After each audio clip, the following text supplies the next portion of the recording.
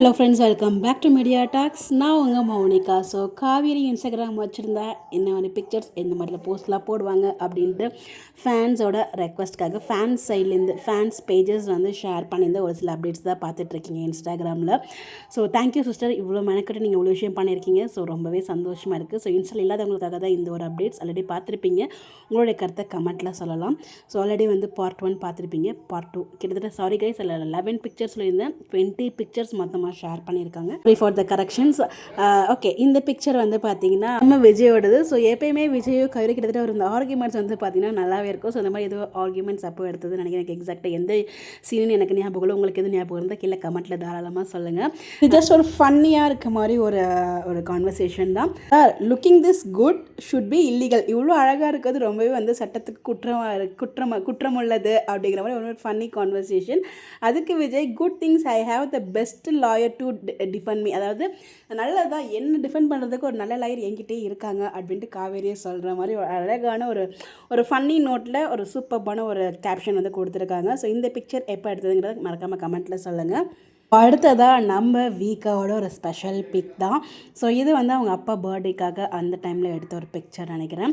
So என்ன சொல்லியிருக்காங்கன்னா, Abbas birthday have never been easy but today you mat sure I didn't feel alone. அதாவது அவங்க அப்பா பர்த்டேக்கு அவங்க வந்து அலோன் தனியாக இருக்க மாதிரி ஃபீல் பண்ணல.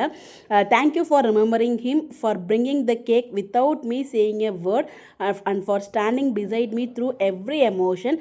You always know what my heart needs before I even said. அதாவது அவங்க சொல்கிறதுக்கு முன்னாடியே ஒவ்வொரு விஷயம் பர்த்டேக்கு கேக் வாங்குறது, என்ன ஃபீல் பண்ணுறாங்களோ அது சொல்கிறதுக்கு முன்னாடியே வந்து விஜய் எல்லா விஷயத்தையும் செய்வார். அதே மாதிரி காவிரியோட அப்பா பர்த்டேக்கும் வந்து செஞ்சதை வந்து அழகாக மென்ஷன் பண்ணி சொல்லியிருந்தாங்க. Thank you for being my strength and for keeping அப்பா memories alive with me. Love you so much Vijay. அதாவது எனக்காக நீங்கள் எப்பயுமே நிற்கிறதுக்கு ரொம்பவே தேங்க்யூ அப்படின்ட்டு, ஸ்ட்ரென்த்தாக இருக்கிறதுக்கு ரொம்பவே தேங்க்யூ, அண்ட் அப்பாவோட மெமரிஸ் இன்னும் அலைவாக வச்சுருந்ததுக்கு ரொம்பவே தேங்க்யூ அப்படின்னு சொல்லிட்டு love you so much Vijay அப்படின்னு ரொம்ப அழகாக இந்த ஒரு கேப்ஷனை கொடுத்துருக்காங்க. கேப்ஷனே ரொம்ப அழகாக இருக்குது. இந்த ஒரு பிக்சர் ரொம்ப ஸ்பெஷல் தான். ஸோ காவிரியோட அப்பா பர்த்டேவே கேக் கட் பண்ணி செலிப்ரேட் பண்ணுவாங்க இல்லையா? ஸோ அந்த ஒரு இதுதான் இது. ஸோ ரொம்பவே ஸ்பெஷலான மெமரிஸ் நமக்கு. ஸோ இந்த பிக்சரை ஷேர் பண்ணி, he will deny it if you ask, but this is his happiest kid smile. அதாவது விஜயோட ஹாப்பியஸ்ட்டு ஒரு குழந்தைத்தனமான ஒரு ஸ்மைல் அப்படின்னு சொல்லிட்டு ரொம்ப அழகாக இந்த ஒரு கேப்ஷனுமே வந்து கொடுத்துருந்தாங்க. ஸோ ரொம்ப அழகாக இருக்குங்க. கொடுத்துருக்க ஒவ்வொரு கேப்ஷனுமே அவ்வளோ சூப்பராக இருக்கும். ஸோ மாதிரி இந்த எஃபோர்ட்க்கு எவ்வளோ ஒரு தேங்க்யூ சொன்னாலும் பத்தாது. ரொம்ப ரொம்ப ரொம்ப தேங்க்யூ சிஸ்டர். இவ்வளோ விஷயத்த அழகாக ஞாபகப்படுத்தி அது ஒரு அழகான ஒரு வீடியோவாக ஒரு இன்ஸ்டாகிராம் பேஜில் ஷேர் பண்ணதுக்கு, ஒரு இன்ஸ்டாகிராம் அக்கௌண்ட் ஓப்பன் பண்ணால் எப்படிலாம் போஸ்ட் பண்ணுவாங்களோ ரொம்ப அழகாக கேப்ஷனோட ஷேர் பண்ணியிருக்கீங்க. இந்த பிக்சரை ஷேர் பண்ணி, behind the camera my forever in the frame our forever. அதாவது இல்லை, விஜய் போட்டிருக்காங்க. கேப்சர் பண்ணது விஜய் தான், இதை ஷூட் பண்ணது அப்படின்னு சொல்லிட்டு கேமராமேன். என்னென்னா இந்த ஒரு பிக்சர் வந்து நம்ம விஜய் வீடு, அதாவது காவேரி வீடு இருந்துச்சு இல்லையா, மாமி வீடு. ஸோ அந்த மொட்டை மாடி, அந்த கைத்து கட்டலாம் மறக்க முடியுமா? ஸோ அப்போ எடுத்த பிக்சர் தான் இது. ஸோ ரொம்ப அழகான அப்டேட்ஸ். ஸோ ரொம்ப ரொம்ப க்யூட்டான பிக்சர். நம்ம காவிரியோடது மட்டும், அவங்களோடது ஃபார் எவர். அவங்களுக்கு மட்டும் இல்லை, வயிற்றில் குட்டி பாப்பா இருக்கிறதுனால ஸோ நம்மளுக்கும் ரொம்ப ஃபார் எவர் அப்படின்னு சொல்லிட்டு ரொம்ப அழகான ஒரு கேப்ஷனை கொடுத்துருக்காங்க. அடுத்ததாக இண்டிவிஜுவல் பிக் நம்ம விஜயோட பிக்காக ஷேர் பண்ணியிருக்காங்க. மை க்ரீன் ஃபாரஸ்ட், என்னோட green forest where every worry fades and every heart beat feels at home. அதாவது என்னோட ஒவ்வொரு கவலையும் வந்து மறைஞ்சு போகிறதும், என்னோட ஒவ்வொரு ஹார்ட் பீட்டும் அதாவது ஒரு ஹோமில் இருக்க ஒரு ஃபீல் ஆகும். அப்படி மாதிரி ஒரு அழகான ஒரு கேப்ஷன். ஸோ ரொம்ப அழகாக இருக்குது. ஸோ அவங்களோட க்ரீன் ஃபாரஸ்ட் நம்ம விஜய் சுவாமி ப்ரோ அடிக்கடி ஃபோட்டோ பார்க்கும்போது ஞாபகம் வருது. ஸோ அழகான ஒரு கேப்ஷன். ஸோ எப்பயுமே வந்து விஜய்க்கு காவேரி ஸ்பெஷல், காவேரிக்கு விஜய் ஸ்பெஷல். ஸோ அந்த மாதிரி தான் இந்த ஒரு பிக் ரெண்டு பேருக்குமே இண்டிவிஜுவலாக ரொம்ப அழகாக ஷேர் பண்ணியிருக்காங்க. இந்த பிக்சர் எனக்கு ரொம்ப ரொம்ப பர்சனல் ஃபேவரட் பிக்சர். என்னென்னா 5th month ஃபங்க்ஷன் அப்படின்னு சொல்லிட்டு இதுவுமே ரொம்ப ஃபாஸ்ட் மோடில் வந்து ஷூட் பண்ணியிருப்பாங்க. ஸோ காவேரி இந்த கலர், அந்த க்ரீன் வித் எல்லோ, அது டார்க் காம்பினேஷனில் சாரீ கட்டிட்டு கீழே இறங்கி வருவாங்க. ஸோ அதை விஜயுமே பார்த்து ரசிப்பார். அப்புறம் விஜய் வந்து காவேரி கிட்டே பேசுறது ரொம்ப அழகாக இருக்குது அப்படின்னு சொல்லிட்டு காது கிட்டே பேசினது, ஒவ்வொரு மொமெண்ட்டும் எனக்கு இப்போ பார்த்த மாதிரி ஒரு ஃபீல். ஸோ ரொம்ப ரொம்ப பர்சனலான ஃபேவரட். இந்த காம்பினேஷன் ஆஃப் பிக்சர்ஸில் நிறைய விஷயங்கள் எனக்கு மறக்க முடியாத மெமரிஸ் இருக்குது. அந்த ஒரு 5th month அந்த பேபி ஷவர் ஃபங்க்ஷன் அப்போது அது மறக்கவே முடியாது. அந்த 5 மாத வளகாப்பு என்ன சொல்லியிருக்காங்கன்னா, ஃபாலிங் ஃபார் திஸ் மேன், அதாவது இந்த மனுஷனுக்காக விழுந்த ஒரு தருணம், ஃபார் த nth டைம், பல தடவை. ஸோ இந்த மனுஷனுக்காக பல தடவை விழுந்த ஒரு தருணம்.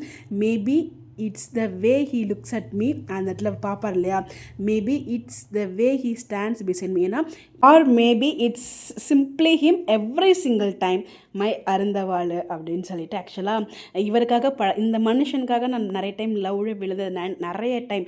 ரீசன்ஸ் வந்து பார்த்திங்கன்னா, என்னை அவர் பார்க்குற விதமாக இருக்கட்டும், எனக்காக நிற்கிற விதமாக இருக்கட்டும், ரொம்ப சிம்பிள், எவ்ரி டைம் ரொம்ப சிம்பிளாக இருக்கிற விதம், இது எல்லாமே வந்து அவருக்காக நான் வந்து அவருக்காக ஃபாலிங் ஆன டைம் அப்படின்னு சொல்லிட்டு ஒவ்வொன்றையும் ரொம்ப அழகாக மென்ஷன் பண்ணியிருக்காங்க. ஸோ அருந்தவாள் ஆர்வக்கோளாறு, மறக்க முடியுமா இந்த ஒரு ஹேஷ்டேக்கை?